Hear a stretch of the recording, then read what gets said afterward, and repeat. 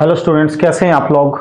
जैसा कि आपको मालूम है बच्चों, हम लोगों ने आपके लिए एक सीरीज चलाई हुई है 12th IIT और नीट के लिए, ठीक है ना। आपको रेगुलर वीडियो दी जा रही हैं और लास्ट वीडियो में जो हमने लेक्चर नंबर 8 में आपको दिया था वो ideal and non ideal solution पढ़ाए थे आपको, और नॉन आइडियल सॉल्यूशन के आपको टाइप भी बताए थे कि those solution which show positive deviation towards routes law and those solution which show negative deviation towards routes law. तो देखिए ध्यान से बच्चों, आज हम आपको नेक्स्ट कोलिगेटिव प्रॉपर्टी पढ़ाते हैं कि कोलिगेटिव प्रॉपर्टी चल रही है। तो दो कोलिगेटिव प्रॉपर्टीज हम आपको पढ़ा चुके थे। पहली कोलिगेटिव प्रॉपर्टी थी बच्चों क्या, वेपर प्रेशर, और दूसरी ऑस्मोटिक प्रेशर, और दूसरी कोलिगेटिव प्रॉपर्टी थी जो आपको पढ़ाई थी वो थी डिप्रेशन इन वेपर प्रेशर। तो देखिए ध्यान से बच्चों, आज हम आपको तीसरी कोलिगेटिव प्रॉपर्टी पढ़ाते हैं कि जो बहुत इंपॉर्टेंट कोलिगेटिव प्रॉपर्टी है जिस पर बेसिकली एक क्वेश्चन आ ही जाता है। अच्छा, मैं आपको एक बात और बता देता हूं बच्चों कि जैसे कि आईआईटी का एग्जाम होता है तो एक सिंपल सा क्वेश्चन आता है कोलिगेटिव प्रॉपर्टीज पर, डायरेक्ट क्वेश्चन आता है। अगर आप चारों की चारों कोलिगेटिव प्रॉपर्टीज तैयार कर लेते हैं तो नीट और आईआईटी में इजीली एक क्वेश्चन आता है और आपके आसानी से मार्क्स बन जाते हैं। इस पर ध्यान दीजिएगा आप लोग। तो देखिए ध्यान से कैसे करते हैं। तीसरी कोलिगेटिव प्रॉपर्टीज है बच्चों elevation in boiling point. Elevation in boiling point यानी कि बॉइलिंग पॉइंट जो होता है इसका एलिवेट करना, इसका बढ़ना बॉइलिंग पॉइंट का, ठीक है। तो देखिए ध्यान से, सबसे पहले बच्चों हम आपको यही बताते हैं कि ये बॉइलिंग पॉइंट क्या होता है। देखो एक एक पॉइंट समझना बहुत जरूरी है वरना डायरेक्ट इसको भी समझा सकते हैं। तो सबसे पहले हम आपको बताते हैं बॉइलिंग पॉइंट। ये बॉइलिंग पॉइंट क्या होता है बच्चों, देखिए ध्यान से, हमारे पास मान लीजिएगा ये वाटर है, ठीक है ना। ये हमने वाटर लिया H2O ले लिया बच्चों। आपको मालूम है कि जो वाटर है, वाटर का बॉइलिंग पॉइंट 100 डिग्री सेल्सियस होता है। आप सब जानते हैं कि वाटर 100 डिग्री सेल्सियस पर बॉयल हो जाता है बच्चों, ठीक है। यानी कि वाटर बॉयल होकर क्या बनाता है, वेपर बनाता है। क्या बनाता है बच्चों, वेपर्स बनाता है वाटर बॉयल होकर। और वेपर्स कैसे होते हैं, गैस होते हैं, और वाटर क्या होता है, लिक्विड होता है। यानी कि boiling point of a liquid is that temperature, boiling point of a liquid is that temperature at which liquid change into gaseous state, at which liquid change into gaseous state और vapor state, यानी कि वो temperature जिस पर कोई liquid gases state में या vapour phase में चला जाता है वो उसका बॉइलिंग पॉइंट होता है। लेकिन this is the old definition, ठीक है ना, ये ओल्ड डेफिनेशन है। अब हम आपको एक न्यू डेफिनेशन बताते हैं बच्चों जो आजकल एग्जाम में अक्सर आती है। न्यू डेफिनेशन के अकॉर्डिंग क्या होता है बच्चों कि बॉइलिंग पॉइंट किसी लिक्विड का क्या होता है, कि बॉइलिंग पॉइंट किसी लिक्विड का वो होता है कि जब इस लिक्विड का वेपर प्रेशर हमारे एटमॉस्फेरिक प्रेशर के बराबर हो जाता है। एटमॉस्फेरिक प्रेशर के बराबर है कि वो टेम्परेचर जिस पर लिक्विड का वेपर प्रेशर एटमॉस्फेरिक प्रेशर के इक्वल हो जाता है उसको हम बॉइलिंग पॉइंट कहते हैं। देखिए हम क्या कर रहे हैं, इसको बॉयल कर रहे हैं। बॉयल करने का मतलब वेपर निकल रहे हैं, वेपर ऊपर आ रहे हैं। वेपर आने का मतलब वेपर आ क्यों रहे हैं, क्योंकि वो एक वेपर प्रेशर क्रिएट कर रहे हैं। वेपर प्रेशर किससे क्रिएट होता है, वेपर से होता है।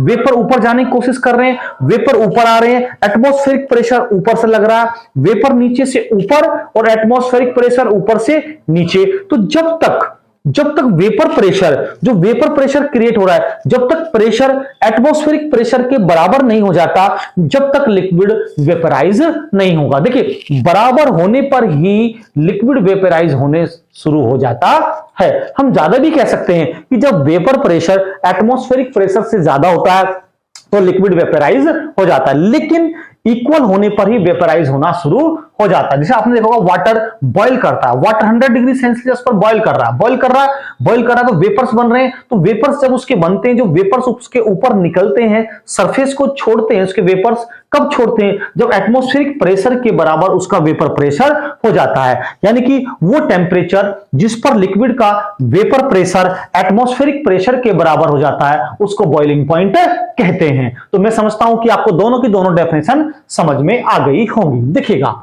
हम आपको पढ़ाते हैं elevation in boiling point. Boiling point को इंक्रीज करना, बॉइलिंग पॉइंट को कैसे एलिवेट करते हैं। देखिए, मान लीजिए मैंने इसमें कोई नॉन वॉलेटाइल, क्या बच्चों, कोई नॉन वॉलेटाइल सॉल्यूट ऐड कर दिया वाटर में, या सॉल्यूशन भी कह सकते हैं, कोई नॉन वॉलेटाइल सॉल्यूट ऐड कर दिया। अब नॉन वॉलेटाइल, देखिए नॉन वॉलेटाइल का मतलब जो वॉलेटाइल ना हो। वाटर तो बॉईल कर रहा है, वाटर बॉईल कर रहा है, आप उसमें जगह जगह क्या डाल रहे हो? नॉन वॉलेटाइल सॉल्यूट डाल रहे हो। तो नॉन वॉलेटाइल सॉल्यूट डालने से क्या होगा? उसका वेपर प्रेशर डाउन हो जाएगा, वेपर प्रेशर डाउन हो जाएगा, वेपर प्रेशर डिक्रीज हो जाएगा। वेपर प्रेशर डिक्रीज होगा, लेकिन हमें वाटर को बॉईल करना है, तो वाटर को बॉईल करना है तो आपको टेम्परेचर बढ़ाना पड़ेगा, यानी कि बॉइलिंग पॉइंट बढ़ गया, बॉइलिंग पॉइंट बढ़ गया। आई बात समझ में? तो देखिएगा, जैसे ही आप कोई नॉन वॉलेटाइल सॉल्यूट ऐड करते हैं, क्या ऐड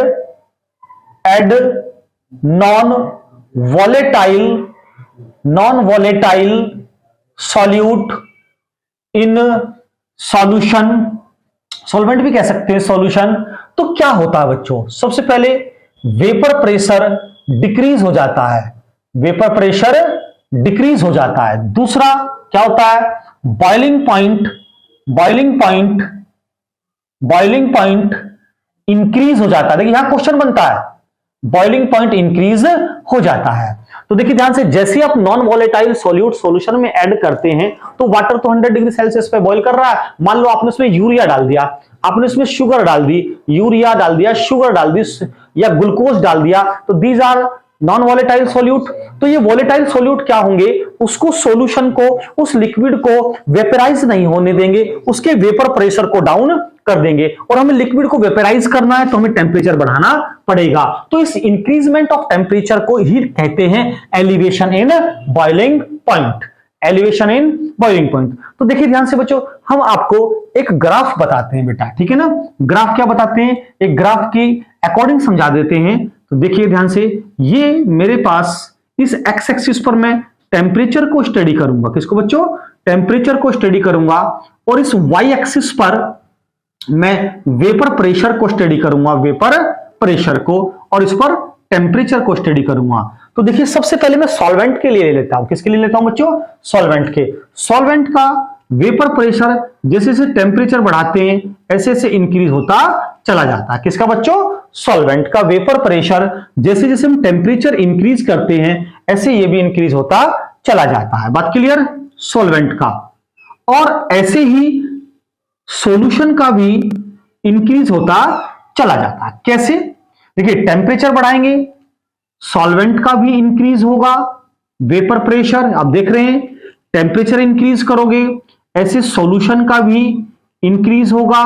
बात क्लियर? अगर हम देखें यहां से, अगर हम एक ग्राफ ड्रॉ करें तो देखिए ध्यान से, ये टेम्परेचर, यहां से इसका ये वेपर प्रेशर, यहां से ये टेम्परेचर, यहां से इसका वेपर प्रेशर बच्चों। बात क्लियर? तो देखिएगा ये जो था आप देख रहे हैं, ये हमने लिया किसका बच्चों? यहां से यहां तक किसका लिया? इस ग्राफ पे ले लेते हैं। देखिए ध्यान से, पहले हम इस ग्राफ पे ले लेते हैं बच्चों, ठीक है। ये ले लिया, ये ले लिया। तो वेपर प्रेशर क्या इसका? सॉल्वेंट का वेपर प्रेशर क्या हो गया बच्चों? T0, ठीक है ना। और इसका क्या हो गया? सॉल्यूशन का T मान लेते हैं। तो ये बीच में डिफरेंस कितना आ गया? Delta TB. तो हम कह सकते हैं delta TB equal to T minus क्या बच्चों?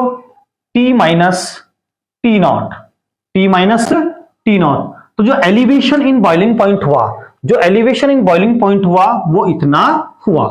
तो जैसे जैसे आप टेम्परेचर इंक्रीज करते हैं सॉल्वेंट का भी बढ़ता है बच्चों वेपर प्रेशर और सॉल्यूशन का भी बढ़ता है, यानी कि वेपर प्रेशर आप इंक्रीज कर रहे हो तो टेम्परेचर ये भी इंक्रीज हो रहा है, ये भी इंक्रीज हो रहा है। तो ज्यादा किसका इंक्रीज हो रहा है? ज्यादा जो टेम्परेचर बच्चों होता है, जो बॉइलिंग पॉइंट होता है वो सॉल्यूशन का होता है। किसका होता है बच्चों? ज्यादा होता है किसका? सॉल्यूशन का होता है। कम किसका होता है? सॉल्वेंट का होता है। तो दोनों में डिफरेंस कितना आता है? Delta T B equal to T naught minus ये बेटा T naught, T minus T naught. Solution में से हम माइनस कर देते हैं इसका। बात क्लियर? तो देखिए ध्यान से, इसके बाद हम लोग स्टडी करते हैं। आपने देखा होगा कि जो डेल्टा टीबी है वो डिपेंड किस पे करता है। तो ये कॉलिगेटिव प्रॉपर्टी आ गई बच्चों, एक ये कॉलिगेटिव प्रॉपर्टी आ गई। कॉलिगेटिव प्रॉपर्टी कौन सी आई बच्चों? ये कॉलिगेटिव प्रॉपर्टी आई एलिवेशन इन बॉइलिंग पॉइंट। क्या आई बच्चों? ये elevation in boiling point, BPT. और elevation in boiling point depend किस पर करता है? Elevation in boiling point depend करता है मोलरिटी पर। किस पर बच्चों? मोलरिटी पर। देखिए एलिवेशन इन बॉइलिंग पॉइंट यानी कि delta TB directly proportional to होता है मोलरिटी। क्या बच्चों? मोलरिटी। और ये प्रोपोर्शनलिटी का साइन हटाया हमने, तो delta TB equal to K B into molarity, into molarity. बात क्लियर? तो देखिए ध्यान से हम लोग यहां समझ लेते हैं। तो जो डेल्टा टीबी है, अगर if molarity equal to 1 then क्या होगा? Delta TB equal to KB. तो डेल्टा टीबी इक्वल टू हो जाएगा केबी। अच्छा केबी क्या है इसमें? KB equal to molal elevation constant. ये मोलल एलिवेशन कांस्टेंट ये आता कहां से बच्चों? मोलल एलिवेशन कांस्टेंट आता सॉल्वेंट से। किससे आता बच्चों? सॉल्वेंट से। सभी सॉल्वेंट का मोलल एलिवेशन कांस्टेंट अलग अलग होता है। मोस्टली आपको ये क्वेश्चंस में गिवन होगा। तो देखिए ध्यान से, हम कह सकते हैं कि डेल्टा टीबी यानी कि कॉलिगेटिव प्रॉपर्टी डेल्टा टीबी आ गई क्या? Elevation in boiling point. तो एलिवेशन इन बॉइलिंग पॉइंट, जो बॉइलिंग पॉइंट होता है वो सॉल्यूशन का ज्यादा होता है बच्चों। सॉल्यूशन का क्या है? टी है। ये सॉल्यूशन का क्या है? इस लाइन पर टी है बच्चों, ये ज्यादा है। और सॉल्वेंट का क्या है बच्चों? टी नॉट, ये कम है। तो ज्यादा में से कम वाला माइनस किया, टी माइनस टी नॉट। तो ये क्या आ गया? Elevation in boiling point. और elevation in boiling point directly proportional to होता है मोलरिटी। क्योंकि हमने पढ़ाया था आपको कि जो कॉलिगेटिव प्रॉपर्टी होती है, colligative properties are depend upon number of particles of solute या ions of particles of solute. यानी किस पे डिपेंड करते हैं? सॉल्यूट पे डिपेंड करते हैं, नॉन वोलेटाइल सॉल्यूट पे डिपेंड करते हैं बच्चों। तो देखिए डेल्टा टीबी केबी की इक्वल कब होगा? जब मोलरिटी 1 होगी। अच्छा मोलरिटी 1 कब होगी? जब mass moles of solute equals to 1, moles of solute equals to 1 upon mass of solvent equals to 1। ठीक है, दोनों 1 होंगे तो मोलरिटी 1 आ जाएगी। तो जब मोलरिटी 1 होगी तो डेल्टा टीबी इक्वल टू केबी होगा। केबी क्या है? Molal elevation constant. याद रहे इस मोलल एलिवेशन कांस्टेंट का एक नाम और होता है इब्यूलोस्कोपी। इब्यूलोस्कोपी भी कहते हैं इसको। क्या कहते हैं बच्चों? इसको इब्यूलोस्कोपी या इब्यूलोस्कोपी कांस्टेंट भी कहते हैं। तो मैं समझता हूं कि हमारे पास 2 फॉर्मूले आ गए।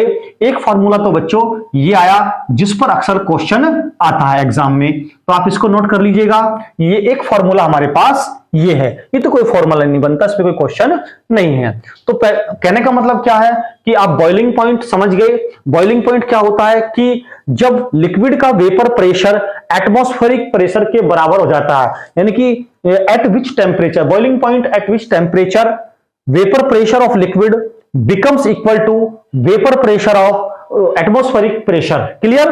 तो ये होता है आपका वेपर प्रेशर। दूसरा, अगर आप किसी सॉल्वेंट में या सॉल्यूशन में तो जैसा कि स्टूडेंट्स आपको समझ में आ गया है ये कि एलिवेशन इन बॉइलिंग पॉइंट, तो हमारे पास 2 फॉर्मूले आ गए हैं बच्चों। एक ये डेल्टा टीबी आ गया है और एक फॉर्मूला ये आ गया। इन दोनों पर हम आपको क्वेश्चंस कराएंगे बच्चों। आप यहाँ बी भी लगा सकते हैं क्योंकि हम बॉइलिंग पॉइंट के लिए पढ़ रहे हैं, और जब हम फ्रीजिंग पॉइंट के लिए पढ़ेंगे तो आप यहाँ एफ भी लगा सकते हैं। एफ यानी कि फ्रीजिंग पॉइंट। तो देखिए ध्यान से, जिस पॉइंट्स पर न्यूमेरिकल्स आते हैं बच्चों, मॉलिक्यूलर मास पर न्यूमेरिकल्स आते हैं, तो हम एक मॉलिक्यूलर मास वाला पॉइंट भी इसमें हम पढ़ लेते हैं एग्जाम के लिए बेटा। ठीक है ना? तो देखिए ध्यान से, बच्चों अगर आपको वीडियो पसंद आ रही है और समझ में आ रहा है तो जाहिर सी बात है आप अपने दोस्तों को, मित्रों को इसको शेयर भी कर दिया करें, कोई और भी फायदा उठा लेगा तो आपको भी सही लगेगा। और अगर आप नए हैं तो चैनल को सब्सक्राइब करिए और बेल आइकॉन को दबाइए जिससे आपको नई नई वीडियो की नोटिफिकेशन मिलती रहे बच्चों। तो देखिए ध्यान से, हम लोग पढ़ते हैं इसमें बच्चों calculation of molar mass of solute by colligative property. तो हम मोलर मास ऑफ सोल्यूट पढ़ेंगे कि कॉलिगेटिव प्रॉपर्टी के through molar mass of solute कैसे कैलकुलेट करते हैं, ठीक है ना।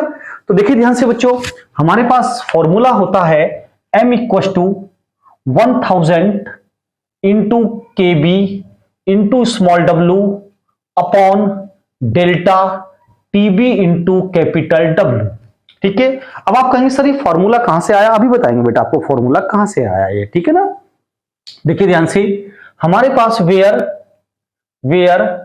m क्या है, m equal to molar mass of solute, clear, molar mass of solute. दूसरा हमारे पास स्मॉल w क्या है, मास ऑफ सॉल्यूट। तीसरा हमारे पास कैपिटल W क्या है, मास ऑफ सॉल्वेंट। हमारे पास डेल्टा TB क्या है, एलिवेशन इन बॉइलिंग पॉइंट बच्चों। फिर हमारे पास KB क्या है, आप कह सकते हैं मोलल एलिवेशन कांस्टेंट या इसको इबुलोस्कोपिक कांस्टेंट भी कह सकते हैं, इबुलोस्कोपी कांस्टेंट भी हम इसको बोल देते हैं। देखिए स्टूडेंट्स, मैं आपको एक एक चीज बता के इसलिए चलता हूं कि कोई भी वीक स्टूडेंट्स है, न्यू स्टूडेंट्स है, उसको किसी चीज में कोई डाउट भी ना रहे। चाहे वीडियो आपको 2 फालतू मिले या 10 मिनट की जगह 20 मिनट की बने, 15 मिनट की बने या आधा घंटे की जगह 35 मिनट की बने, तो आप लोग एक एक चीज समझ सकते हो, ठीक है ना। एक एक चीज बेसिक से क्लियर होनी चाहिए। तो देखिए ध्यान से, अभी एक सवाल उठता है सर ये फॉर्मूला कहां से आता है, अभी आपको बताते हैं।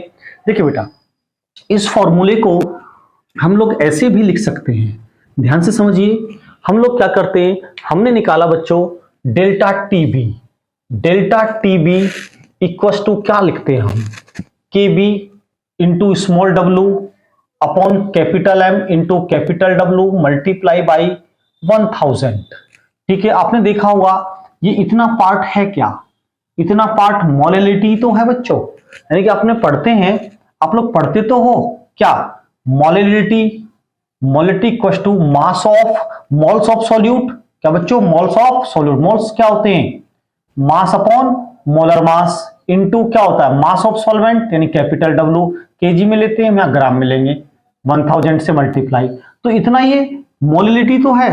तो यहां से फॉर्मूला बना delta TB equal to KB into molality.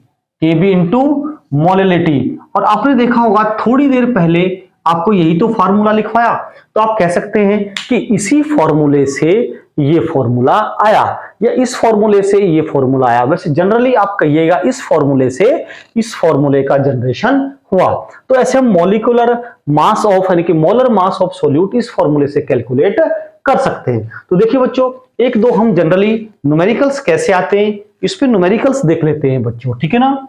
तो देखते हैं हम न्यूमेरिकल्स, एक दो न्यूमेरिकल कर लेते हैं हम इस पर। बहुत अच्छे न्यूमेरिकल्स हैं, आप करके चलें, नोट करते रहा करो साथ साथ। देखिए न्यूमेरिकल्स क्या है बच्चों, इस टॉपिक पे न्यूमेरिकल करते हैं। Calculate the molar elevation constant of water, क्या बच्चों, calculate the molar elevation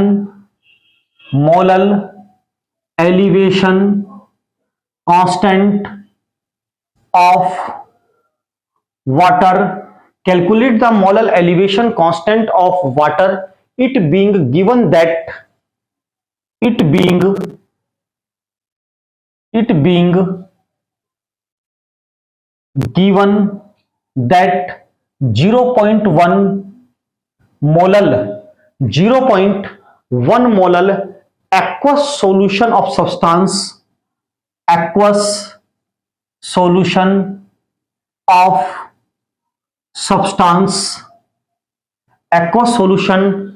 substance boiled at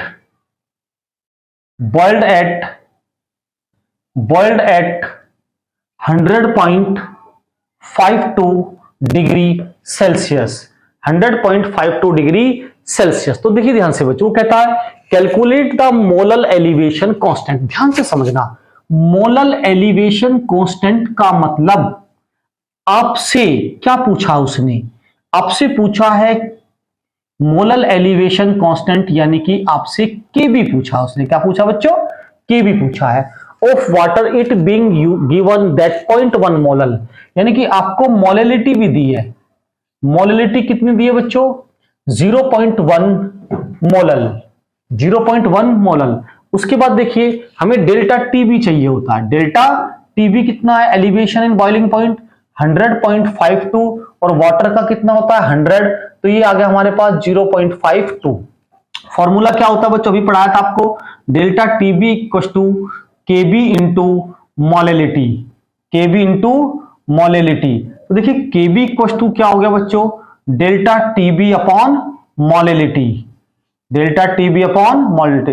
delta TB हमारे पास कितना है? 0.52 और मोलैलिटी कितना बच्चों हमारे पास? 0.1। पॉइंट से पॉइंट कैंसिल, एक जीरो बढ़ाओगे तो क्या होगा? ये 52 अपॉन 10 हमारे पास आ गया मोलल एलिवेशन कांस्टेंट, यानी कि हमारे पास आ जाएगा ये 0.52। क्या आ जाएगा बच्चों? ये आ जाएगा पॉइंट, बेटा ये 100.0 था ऐसे, हाँ जीरो और लेंगे तो हमारे पास ये जीरो आ गया 0.052, 0.052। तो ये था 0.1। तो देखिए पॉइंट जब हटाओगे पॉइंट से पॉइंट तो आपको 2 जीरो आपको बढ़ानी पड़ेंगे, ठीक है ना। तो 52 अपॉन 100, तो ये आ गया बच्चों 0.52। बात क्लियर? तो हमारे पास मोलल एलिवेशन कांस्टेंट आ गया 0.52। तो देखिए एक क्वेश्चन हम और देखते हैं। अच्छा यूनिट भी आप कैसे देखेंगे इसकी? आप यूनिट निकाल सकते हैं। आप क्या हो गया ये? Degree Celsius upon molality, degree Celsius upon molality अक्सर एग्जाम में पूछ लेते हैं, या कभी कभी डिग्री केल्विन में हो तो डिग्री केल्विन अपॉन मोलैलिटी भी कर सकते हैं बच्चों उसकी यूनिट। तो आपने देखा, आपसे पूछा मोलल एलिवेशन कांस्टेंट यानी कि केबी। आपको बच्चों मोलैलिटी कितना दिया है? 0.1। आपको ये इसने दे रखा है बॉइलिंग पॉइंट दिया है, लेकिन हमें चाहिए एलिवेशन इन बॉइलिंग पॉइंट। तो 100.052 में से 100 माइनस करेंगे तो 0.052। तो बस ये फार्मूला है, put the value and find the answer. तो मैं समझता हूं कि ये क्वेश्चन आपको समझ में आया होगा। तो देखिए ध्यान से, अगर आपको ये वीडियो पसंद आई बच्चों तो इसको शेयर कीजिए, लाइक कीजिएगा। अगर आप नए हैं तो सब्सक्राइब कीजिएगा। और नेक्स्ट वीडियो जो हम आपको देंगे डिप्रेशन इन फ्रीजिंग पॉइंट। ठीक है, थैंक यू वेरी मच।